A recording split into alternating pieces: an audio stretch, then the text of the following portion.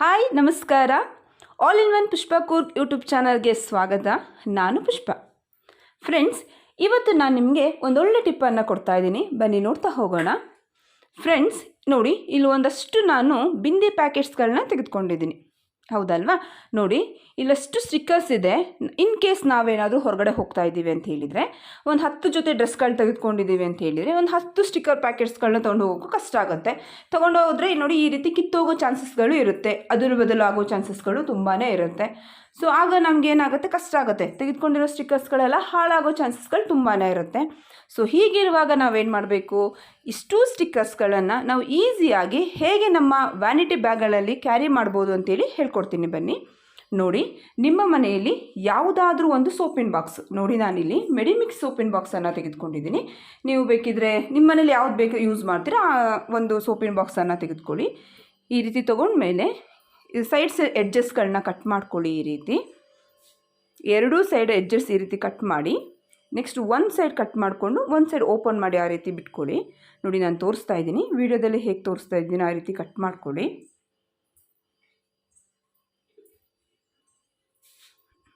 ನೋಡಿ ಫ್ರೆಂಡ್ಸ್, ಇದು ರೆಡಿ ಆಗಿದೆ. ಈ ರೀತಿ ಕಟ್ ಮಾಡ್ಕೋಬೇಕು.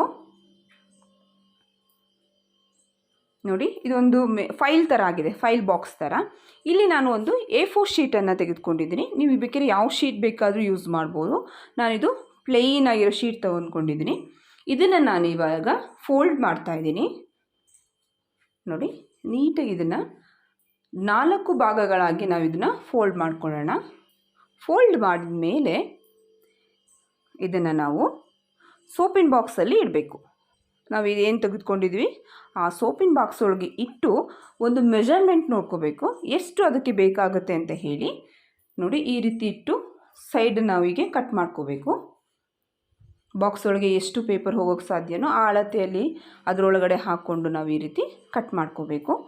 ಸುಮಾರು ನಾನೊಂದು 15 ಸ್ಟಿಕ್ಕರ್ಸ್ ಆಗೋಂಗೆ ಒಂದು 15 ಪೇಪರ್ಸ್ಗಳನ್ನ ನಾನು ಕಟ್ ಮಾಡ್ಕೊಂಡಿದ್ದೀನಿ. ನಿಮಗೆ ಎಷ್ಟು ಸಾಧ್ಯ ಆಗುತ್ತೆ ಅಷ್ಟು ಕಟ್ ಮಾಡ್ಕೊಳ್ಳಿ. ಒಳಗಡೆ ಗಮ್ಮನ್ನು ಹಾಕಿ ನೀಟಾಗಿ ಒಂದೊಂದೇ ಈ ರೀತಿ ಪೇಸ್ಟ್ ಮಾಡ್ಕೊಳ್ಳಿ. ಒಂದು ಬುಕ್ ಥರ ನಿಮಗೆ ರೆಡಿ ಆಗುತ್ತೆ ಅದು. ನೋಡಿ, ಒಂದೊಂದೇ ಪೇಜಸ್ನ ನಾನು ಅಂಟಿಸಿ ನೋಡಿ ಒಂದು ಬುಕ್ ಥರ ರೆಡಿಯಾಗಿದೆ. ಸುಮಾರು ಒಂದು 15 ನಾನು ಅಲ್ಲಿ ಪೇಪರ್ಸ್ಗಳನ್ನ ಅಂಟಿಸಿದ್ದೀನಿ. ನೋಡಿ, ಈ ರೀತಿ ಸ್ಟಿಕ್ಕರ್ ಪ್ಯಾಕೆಟ್ಗಳನ್ನ ಕಿತ್ತುಬಿಟ್ಟು ಆ ಪೇಜಸ್ಗಳಲ್ಲಿ ನೀವು ಅಂಟಿಸ್ಬೇಕು. ಗಮ್ ಹಾಕಿ ಶೀಟ್ಗಳಿಗೆ ಅಂಟಿಸಿ. ನೋಡಿ, ಎಷ್ಟು ಈಸಿ ಆಯಿತು ಫ್ರೆಂಡ್ಸ್. ಅಷ್ಟು ಸ್ಟಿಕ್ಕರ್ಸ್ ಕವರ್ಗಳನ್ನ ನಾವು ಕ್ಯಾರಿ ಮಾಡೋ ಬದಲು ಈ ರೀತಿ ಮಾಡಿಕೊಂಡಾಗ ಏನಾಗುತ್ತೆ ನೋಡಿ, ಈಸಿಯಾಗಿ ನಿಮ್ಮ ವ್ಯಾನಿಟಿ ಬ್ಯಾಗಲ್ಲಿ ಅಥವಾ ಪರ್ಸ್ಗಳಲ್ಲಿ ನೀವು ಆರಾಮಾಗಿ ಇದನ್ನು ನೀವು ತೆಗೆದುಕೊಂಡು ಹೋಗ್ಬೋದು. ಎಷ್ಟು ಮ್ಯಾಚಿಂಗ್ ಸ್ಟಿಕ್ಕರ್ಸ್ಗಳು ಬೇಕಾದ್ರೆ ತಗೊಂಡು ಹೋಗ್ಬೋದು. ನೀವು ಫಂಕ್ಷನ್ಸಲ್ಲಿರುವಾಗ ಅವು ಬಿದ್ದೋಗೋ ಚಾನ್ಸಸ್ಗಳು ಇರುತ್ತೆ. ಬಿದ್ದೋದಾಗ ತಕ್ಷಣಕ್ಕೆ ಬೇಕು ಅಂದಾಗ ನೀವು ಬೇಕಿದ್ರೆ ನಿಮ್ಮ ಪಾಕೆಟಿಂದ ತೆಗೆದು ಬೇಕಾದ್ರೆ ಅದನ್ನು ನೀವು ಹಣೆಗೆ ಇಟ್ಕೋಬೋದು. ನೋಡಿ, ಇದಕ್ಕೆ ನಾನು ಏನು ಮಾಡ್ತಾಯಿದ್ದೀನಿ, ಹೊರಗಡೆ ಒಂದು ಡೆಕೋರೇಟ್ ಆಗಿ ನೀವು ಬೇಕಿದ್ರೆ ಕಲರ್ ಶೀಟ್ ಯೂಸ್ ಮಾಡ್ಬೋದು. ನಾನು ವೆಡ್ಡಿಂಗ್ ಕಾರ್ಡ್ ಇತ್ತು, ಸೊ ವೆಡ್ಡಿಂಗ್ ಕಾರ್ಡ್ನೇ ನಾನು ಅದನ್ನು ಯೂಸ್ ಮಾಡ್ತಾಯಿದ್ದೀನಿ. ನೋಡಿ, ಕಟ್ ಮಾಡ್ಕೊಂಡಿದ್ದೀನಿ. ಕಟ್ ಮಾಡಿ ಈಗ ಅದಕ್ಕೆ ನಾನು ಗಮ್ ಹಾಕಿ ಅಂಟಿಸಿದ್ದೀನಿ. ನೋಡಿ, ಒಂದು ಫೈಲ್ ರೀತಿ ರೆಡಿ ಆಗಿದೆ. ಸೊ ಈ ಬುಕ್ಕಿಗೆ ನಾನೊಂದು ಹೆಸರನ್ನು ಇಡ್ತಾ ಇದ್ದೀನಿ. ಸೊ ಇದು ನಮ್ಮ ಬಿಂದಿ ಬುಕ್ ರೆಡಿ ಆಗಿದೆ.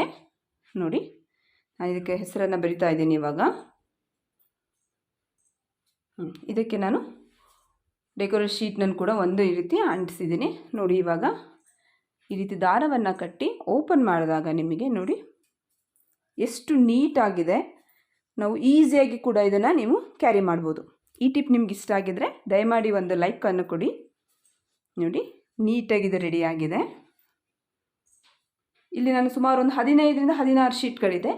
ಸೊ ನೀವು ಬೇಕಿದ್ರೆ ಎಕ್ಸ್ಟ್ರಾನು ಬೇಕಿದ್ರೆ ಮಾಡ್ಕೋಬೋದು, ಇಲ್ಲಾಂದರೆ ಇನ್ನೂ ಒಂದು 10 ಶೀಟ್ಗಳನ್ನ ಬೇಕಿದ್ರೆ ಇದಕ್ಕೆ ಅಂಟಿಸ್ಬೋದು. ಈ ಟಿಪ್ಸ್ ಹೇಗನ್ನಿಸ್ತು ನಿಮಗೆ ಕಮೆಂಟ್ ಮಾಡಿ. ನೆಕ್ಸ್ಟ್ ಅದೇ ಸ್ಟಿಕ್ಕರ್ ಪ್ಯಾಕ್ನ ನಾನು ಒಂದು ಪೌಚ್ ರೀತಿ ನಾನು ರೆಡಿ ಮಾಡ್ಕೊಳ್ತಾ ಇದ್ದೀನಿ. ನೋಡಿ, ಈ ರೀತಿ ಸ್ಟಿಕ್ಕರ್ ಪ್ಯಾಕ್ ಇದೆಯಲ್ವಾ, ಸೊ ಇದನ್ನು ನೀವು ಎಡ್ಜಸ್ಗೆ ಗಮ್ಮಾದರೂ ಹಾಕಿ, ಇಲ್ಲ ಅಂತ ಹೇಳಿದರೆ ನೀವು ಸ್ಟ್ಯಾಪ್ಲರ್ ಆದರೂ ನೀವು ಪಿನ್ ಮಾಡ್ಬೋದು. ಇಲ್ಲ ಅಂತ ಹೇಳಿದರೆ ನೀವು ವೈಟ್ ಸೆಲ್ಲೋ ಟೇಪ್ ಬರುತ್ತಲ್ವ, ಇಲ್ಲ ಪ್ಲಾಸ್ಟರ್ಗಳು ಬರುತ್ತಲ್ಲ, ಅದರಲ್ಲಿ ಬೇಕಿದ್ರೆ ನೀವು ಅಂಟಿಸ್ಬೋದು. ನೋಡಿ, ನಾನು ಗಮ್ಮನ್ನು ಹಾಕಿ ತೋರಿಸ್ತಾ ಇದ್ದೀನಿ. ಜೊತೆಗೆ ನಾನು ಅದಕ್ಕೆ ಸ್ಟ್ಯಾಪ್ಲರ್ ಕೂಡ ಮಾಡ್ತಾಯಿದ್ದೀನಿ. ಈ ರೀತಿ ಫೋಲ್ಡ್ ಮಾಡಿ ಆ ಎಡ್ಜಸ್ಗಳಿಗೆ ನೀವು ಸ್ಟ್ಯಾಪ್ಲರ್ ಮಾಡಿ. ನೋಡಿ, ಅಲ್ಲಿ ಪಿನ್ ಹೊಡೆದು ಈ ರೀತಿ 2 ಎಡ್ಜಸ್ಗೆ ನೀವು ಪಿನ್ಗಳನ್ನು ಹೊಡೆಯಿರಿ. ಆದಷ್ಟು ತುದಿಗೆ ಹೊಡಿಬೇಕು. ಸ್ವಲ್ಪ ಮುಂದೆ ಬಂದ್ರೂ ಅದು ಅದರೊಳಗಡೆ ಕಾರ್ಡ್ಸ್ಗಳನ್ನ ತುಂಬಕ್ಕೆ ಕಷ್ಟ ಆಗುತ್ತೆ.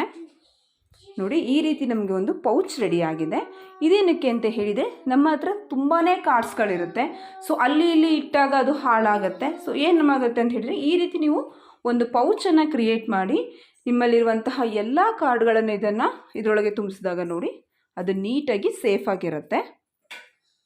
ಈ ಟಿಪ್ಸ್ ನಿಮ್ಗೆ ಹೇಗೆ ಅನಿಸ್ತು ಫ್ರೆಂಡ್ಸ್? ನೋಡಿ, ಪೌಚ್ ರೆಡಿಯಾಗಿದೆ. ನೆಕ್ಸ್ಟ್ ನೋಡಿ, ಈ ರೀತಿ ಹಳೆ ಕ್ಲಿಪ್ಸ್ಗಳಿರ್ತದಲ್ವಾ, ಪ್ಲೇನ್ ಕ್ಲಿಪ್ಸ್. ಸೊ ಇದನ್ನು ನಾವು ಸ್ಟಿಕ್ಕರಿಂದ ಡೆಕೋರೇಟ್ ಮಾಡೋಣ. ನೋಡಿ, ನಾನು 2 ಸ್ಟಿಕ್ಕರನ್ನು ತೆಗೆದುಕೊಂಡಿದ್ದೀನಿ. ಒಂದು ಸೈಡಿಗೆ ಒಂದು ಸ್ಟಿಕ್ಕರು, ಮತ್ತು ಅದೇ ಸ್ಟಿಕ್ಕರನ್ನು ನಾನು ಇನ್ನೊಂದು ಸೈಡಿಗೂ ನಾನು ಕೂಡ ಅಂಟಿಸ್ತಾ ಇದ್ದೀನಿ. ಈ ರೀತಿ ಪ್ಲೇನ್ ಕ್ಲಿಪ್ಸ್ಗಳಿದ್ದಾಗ ನೀವೇನು ಮಾಡ್ಬೋದು ಅಂತ ಹೇಳಿದರೆ, ನಿಮ್ಮಲ್ಲಿರುವಂಥ ಸ್ಟಿಕ್ಕರ್ಗಳಿಂದನೇ ಬೇಕಾದ್ರೆ ನೀವು ಅದನ್ನು ಡೆಕೋರೇಟ್ ಮಾಡ್ಕೋಬೋದು. ನೋಡಿ, ಅದನ್ನೇ ಬೇಕಾದ್ರೆ ಇನ್ನೂ ಬೇಕಾದ್ರೆ ನೀವು ಸ್ಟಿಕ್ಕರ್ಸ್ಗಳಿದ್ದರೆ ಇನ್ನು ಮುಂದೆ ಭಾಗ ಇದೆಯಲ್ಲ, ಅಲ್ಲಿ ಬೇಕಾದರೆ ನೀವು ಅದನ್ನು ಅಂಟಿಸ್ಕೋಬೋದು. ಈ ರೀತಿ ಮಾಡೋದ್ರಿಂದ ಏನಾಗುತ್ತೆ, ಕ್ಲಿಪ್ ಕೂಡ ತುಂಬಾ ಚೆನ್ನಾಗಿ ಕಾಣಿಸುತ್ತೆ. ಸೊ ನಾವು 15-16 ರೂಪಾಯಿ ಕೊಟ್ಟು ತೊಗೊಳ್ಳೋ ಬದಲು 5 ರೂಪಾಯಿ ಕ್ಲಿಪ್ಪಲ್ಲಿ ನಾವು ಸ್ಟಿಕ್ಕರಲ್ಲೇ ಮುಗಿಸ್ಕೋಬೋದು. ನೋಡಿ, ನಾನು ಈ ರೀತಿ ಪಿನ್ನಿಗೂ ಕೂಡ ನಾನು ಇದು ಸ್ಟಿಕ್ಕರನ್ನು ಅಂಟಿಸಿರೋದು. ನನ್ನದು ಅದೇ ಸ್ಟಿಕ್ಕರನ್ನು ನಾನು ಕಟ್ ಮಾಡಿ ನಾನು ಪಿನ್ನು ಮೇಲೆ ಅಂಟಿಸಿದ್ದೀನಿ. ನೋಡಿ, ಸೇಫ್ಟಿ ಪಿನ್ನು ಇದೆಯಲ್ಲ, ಸಾರಿಗೆಲ್ಲ ಪಿನ್ ಮಾಡಬೇಕು ಅಂದರೆ ಈ ರೀತಿ ಡಿಸೈನ್ ಪಿನ್ಗಳನ್ನ ತೆಗೆದುಕೊಳ್ಳುವಾಗ ಒಂದು ಪಿನ್ನಿಗೆ 13-16 ರೂಪಾಯಿ, ಇಲ್ಲ ಅಂದರೆ 10 ರೂಪಾಯಿ ಎಲ್ಲ ಇರುತ್ತೆ. ಸೊ ನೀವು ಬೇಕಿದ್ರೆ ಈಸಿಯಾಗಿ ನೋಡಿ ಮನೆಯಲ್ಲೇ ಟ್ರೈ ಮಾಡ್ಬೋದು.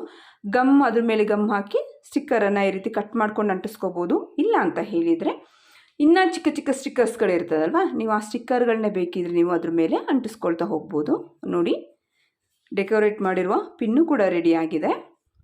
ನೆಕ್ಸ್ಟ್ ನೋಡಿ, ಈ ರೀತಿ ಒಂದು ಸ್ಮಾಲ್ ಕ್ಲಿಪ್ಸ್ಗಳಿರ್ತವಲ್ವ, ಸೊ ಇದನ್ನು ಕೂಡ ನಾವು ಸ್ಟಿಕ್ಕರಿಂದ ಡೆಕೋರೇಟ್ ಮಾಡ್ತಾ ಇದ್ದೀವಿ. ನೋಡಿ, ಈ ರೀತಿ ಪ್ಲೇನ್ ಕ್ಲಿಪ್ಗಳಿಗೆ ಕೂಡ ನೀವು ಒಂದೊಂದು ಈ ರೀತಿ ಸ್ಟಿಕ್ಕರ್ಗಳನ್ನ ಇಟ್ಟಾಗ ಸೊ ಆ ಕ್ಲಿಪ್ ಕೂಡ ತುಂಬಾ ಗ್ರ್ಯಾಂಡಾಗಿ ಕಾಣುತ್ತೆ. ನೀವು ಇದನ್ನು ಟ್ರೈ ಮಾಡಿ ಮನೇಲಿ. ನೋಡಿ, ಈ ರೀತಿ ಕ್ಲಿಪ್ಗಳಿಗೆ ನಾನು ಹಾಕಿದ್ದೀನಿ. ನೆಕ್ಸ್ಟ್ ನೂಲುಂಡೆ ಇರುತ್ತಲ್ವ, ಥ್ರೆಡ್ ರೋಲ್. ಇದನ್ನೇನಾಗುತ್ತೆ, ನೀವು ಇನ್ ಕೇಸ್ ಏನಾದರೂ ಬಿಟ್ಟಾಗ ಈ ರೀತಿ ಓಪನ್ ಆಗಿ ಹಾಳಾಗೋ ಚಾನ್ಸಸ್ಗಳಿರುತ್ತೆ. ಇಲ್ಲಾಂದರೆ ಎಷ್ಟು ಉದ್ದಕ್ಕೆ ಬೇಕಾದರೂ ಅದು ಹರಡ್ಕೊಳ್ತಾ ಹೋಗುತ್ತೆ, ಹೌದಲ್ವಾ? ಹಾಗಿರುವಾಗ ಏನು ಮಾಡಬೇಕು ಅಂತ ಹೇಳಿದರೆ, ಇದೇ ಸ್ಟಿಕ್ಕರನ್ನು ನೀವು ಈ ದಾರದ ಎಡ್ಜ್ ಇರುತ್ತೆ ನೋಡಿ, ಲಾಸ್ಟ್ ಎಂಡಿಂಗ್ ಪಾಯಿಂಟ್. ಸೊ ಆ ಎಂಡಿಂಗ್ ಪಾಯಿಂಟಲ್ಲಿ ನೀವು ಈ ಸ್ಟಿಕ್ಕರನ್ನು ಈ ರೀತಿ ಅಂಟಿಸಿದಾಗ ಆ ದಾರ ಬಿಚ್ಚೋಗೋ ಚಾನ್ಸಸ್ಗಳು ಇರೋದಿಲ್ಲ. ಸೊ ಇದನ್ನು ನೀವು ಯಾವಾಗ ಬೇಕಿದ್ರೆ ರಿಮೂವ್ ಮಾಡ್ಕೋಬೇಕಾದಾಗ ರಿಮೂವ್ ಮಾಡ್ಕೋಬೋದು. ಈ ರೀತಿ ಬೇಡ ಅಂದಾಗ ಟ್ಯಾಪ್ ಮಾಡಿಡ್ಬೋದು. ಹೇಗನ್ನಿಸ್ತು ಫ್ರೆಂಡ್ಸ್ ಇವತ್ತಿನ ವಿಡಿಯೋ? ನಿಮಗೆ ಇಷ್ಟ ಆಗಿದ್ದರೆ ವಿಡಿಯೋವನ್ನು ಲೈಕ್ ಮಾಡಿ, ಶೇರ್ ಮಾಡಿ, ಕಮೆಂಟ್ ಮಾಡಿ, ಹಾಗೆ ಚಾನಲನ್ನು ಸಬ್ಸ್ಕ್ರೈಬ್ ಮಾಡ್ಕೊಳ್ಳಿ.